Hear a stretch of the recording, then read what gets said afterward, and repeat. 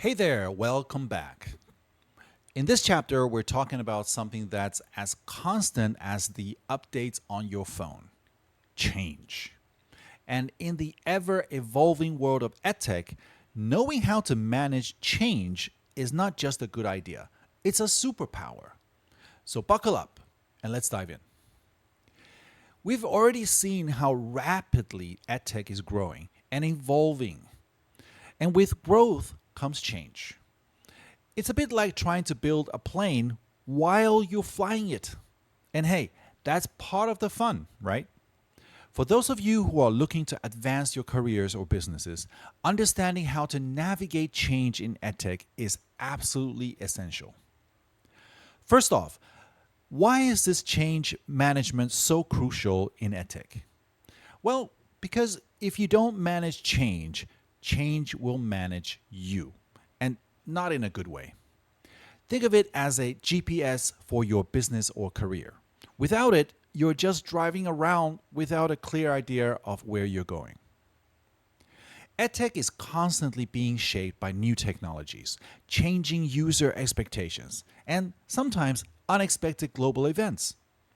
Whether it's a shift to new learning platforms, a change in data security protocols, or a complete overhaul of your business model, change is the only constant. And if you're not prepared, you risk falling behind, alienating your users, or even becoming obsolete. Change in edtech can be driven by technology, and when it's used right, it can be a significant driver for progress. EdTech is a fast moving field. New tools, platforms, and methods are constantly emerging, requiring adaptability. User needs are evolving.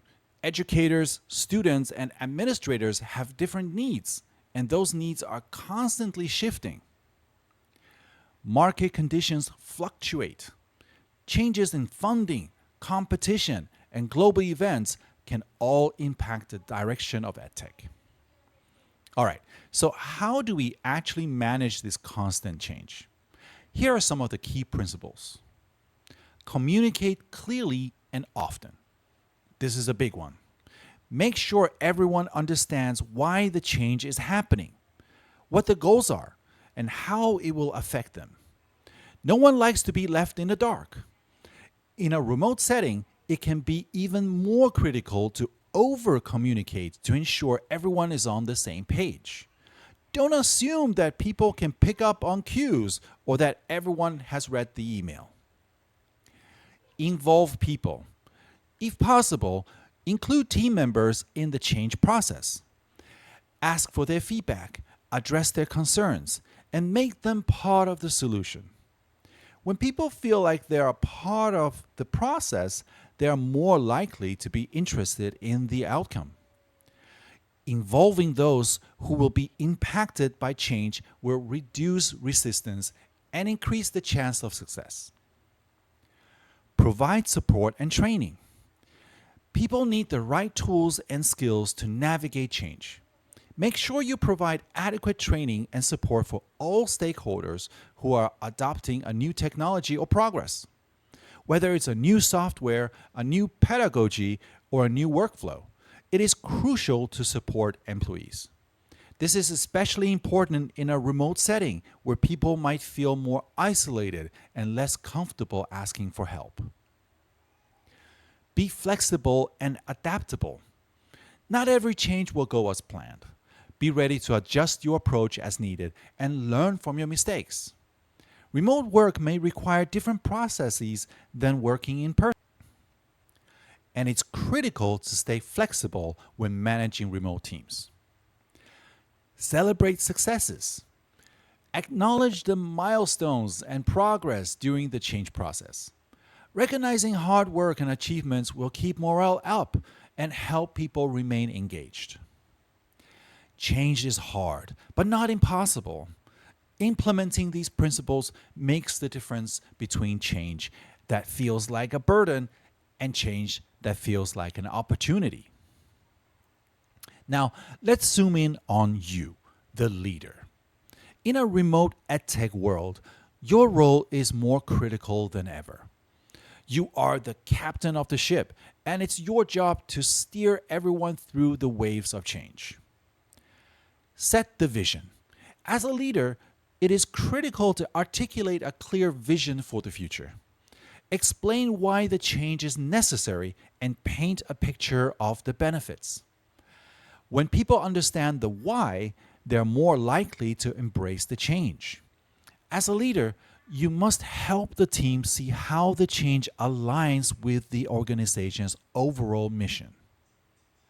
Model adaptability. If you aren't demonstrating your own willingness to adapt, how can you expect your team to do the same? Be open to learning new skills, trying new methods, and adjusting your approach as needed. Lead by example. Empower your team. Give your team the autonomy and authority to implement change. Trust them to make decisions and support them along the way. Trust is especially important in a remote setting where you can't always see what's going on. Facilitate communication. Ensure that everyone is connected, informed, and able to share their feedback and concerns. Create open channels for conversation and proactively address issues. Use different forms of communication to reach a wider audience in a remote setting. Make time for one-on-one conversations with team members to understand their experience of change. Provide consistent feedback. Regularly check in with your team to see how things are going. Give them feedback on their progress and make adjustments as needed. Feedback helps people grow.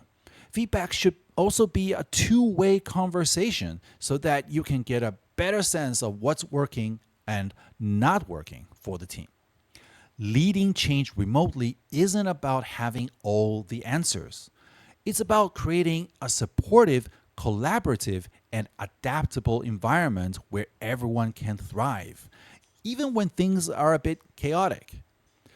A leader's role is to empower others, to foster a growth mindset, and to be a lifelong learner. Okay, so navigating change in EdTech is not for the faint of heart, but it's also one of the most rewarding challenges out there. With a clear strategy, a supportive team, and a good sense of humor, you can turn those waves of change into opportunities for growth. In our next chapter, we'll be exploring the remote-first mindset for EdTech leaders. See you next time.